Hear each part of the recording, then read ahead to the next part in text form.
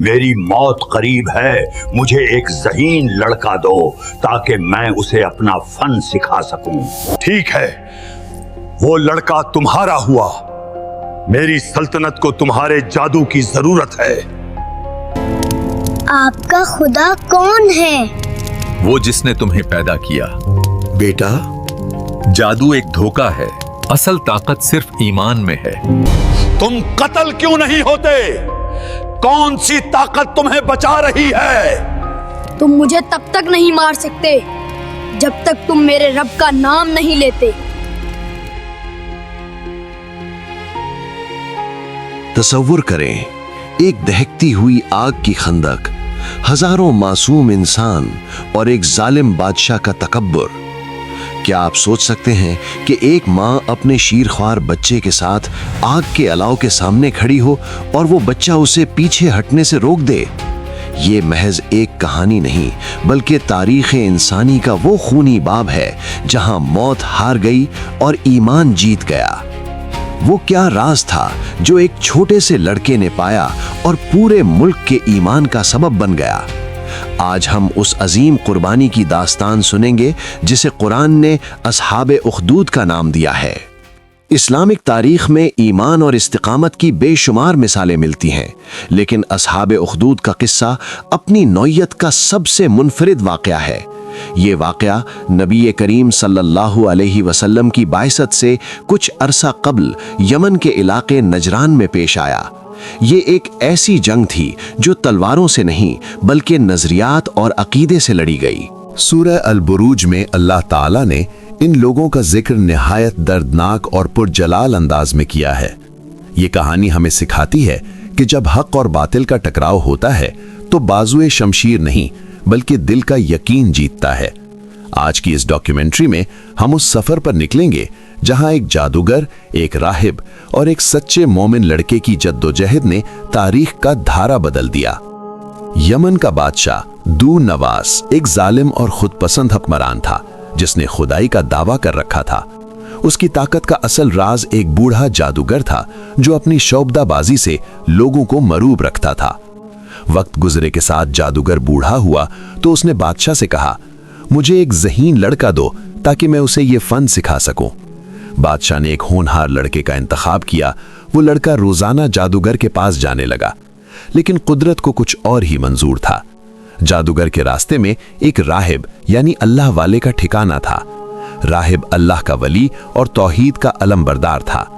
لڑکا جب بھی وہاں سے گزرتا، راہب کی باتیں اسے اپنی طرف کھینچ لیتی۔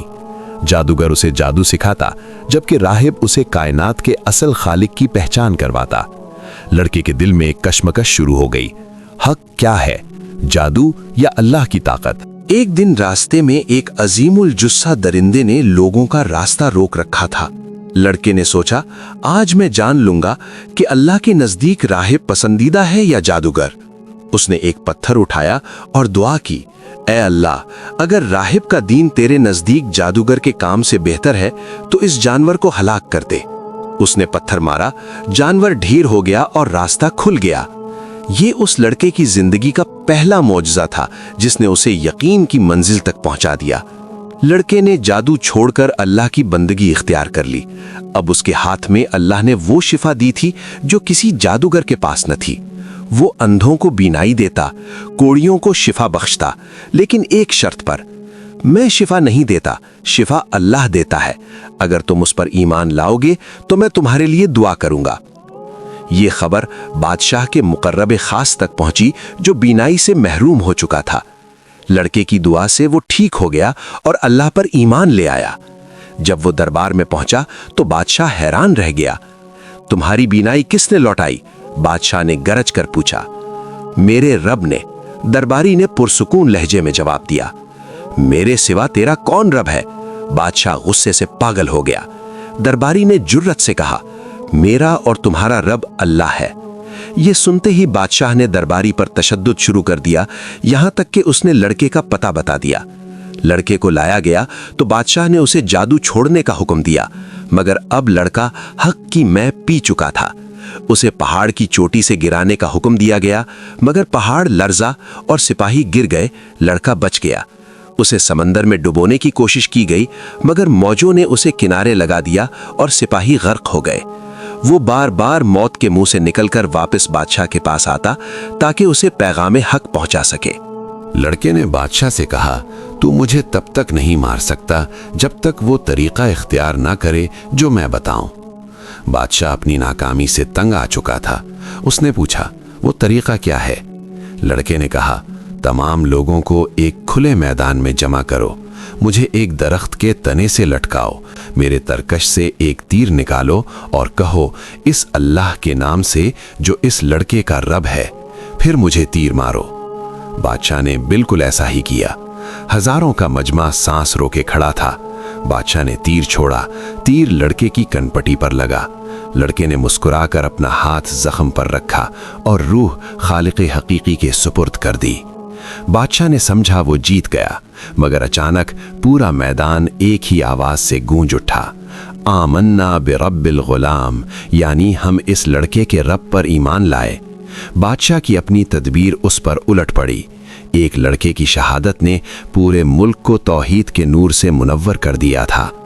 अपने इक़्तिदार को खतरे में देखकर बादशाह आपे से बाहर हो गया। उसने हुक्म दिया कि शहर के रास्तों पर लंबी और गहरी खंदकें यानी उखदूद खोदी जाएं। इन खंदकों को आग से भर दिया गया। शोले आसमान से बातें करने लगे। बादशाह ने ऐलान किया, जो अपने दीन से नहीं फिरेगा उसे इस आग में झोंक दिया जाए। मंजर इंतहाई हौलनाक था। सिपाही लोगों को पकड़ पकड़ कर आग के करीब लाते। जो कलमा हक पढ़ता उसे जिंदा जला दिया जाता।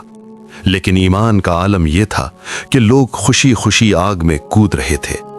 जालिम बादशाह और उसके हव्वारी खंदकों के किनारे बैठे इस हौलनाक मंजर का तमाशा देख रहे थे। उनके दिल पत्थर हो चुके थे, मगर मोमिनीन के चेहरों पर इत्मीनान था। इसी दौरान एक मां लाई गई जिसकी गोद में शीरख्वार बच्चा था। आग की तपिश देखकर वो लम्हा भर के लिए हिचकिचाई। उसे अपने से ज्यादा अपने बच्चे की फिक्र थी। ऐन उस वक्त अल्लाह के हुक्म से वो बच्चा बोल पड़ा, ऐ मेरी मां, सब्र कर, क्योंकि तू हक पर है। मां का सारा डर खत्म हो गया और वो अपने लख्ते जिगर के साथ आग के समंदर में कूद गई। खंदकों से उठने वाला धुआं आसमान तक फैल गया। नजरान की गलियों में ईमान की खुशबू बस गई थी। जालिमों ने समझा कि उन्होंने हक को जलाकर राख कर दिया है, लेकिन वो नहीं जानते थे कि अल्लाह की अदालत अभी लगनी बाकी है। कुरान गवाही देता है कि वो लोग मलऊन यानी अल्लाह की रहमत से दूर कर दिए गए। तारीख बताती है कि इस वाक़े के कुछ ही अरसा बाद बादशाह और उसका लश्कर जिल्लत और रुसवाई का शिकार हुआ। जिन लोगों ने ईमान वालों को आग में डाला, उनका अंजाम खुद आग ही ठहरा। अल्लाह ने उन शुहदा के बारे में फरमाया, बेशक जो लोग अल्लाह और उसके रसूल पर ईमान लाए और नेक अमल किए, उनके लिए ऐसे बागात हैं जिनके नीचे नहरें बहती हैं। यही बहुत बड़ी कामयाबी है। मौत उनके लिए अंजाम नहीं, बल्कि एक अबदी जिंदगी का आगाज थी।